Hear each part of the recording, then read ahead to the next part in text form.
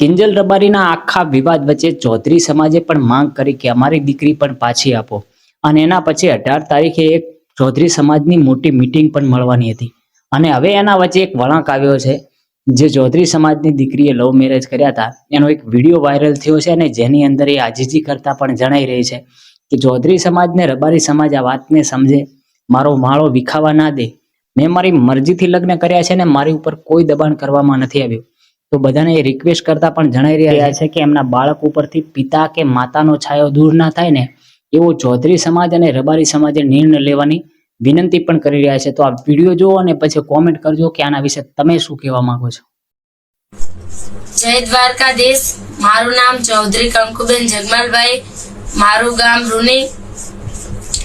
31 March 2024 ના હું ઘરેથી નીકળેલ છું.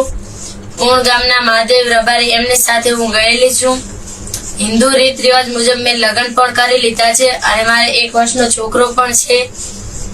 એટલે હું વિડીયો દ્વારા એવું જણાવવા માંગુ છું કે ચૌધરી સમાજના અને રબારી સમાજના આગેવાનોને મારા 2 હાથ જોડીને વિનંતી છે કે મને મારા છોકરાથી દૂર કરવી નહીં અને એને મા વગર કે બાપ વગર કરશો નહીં.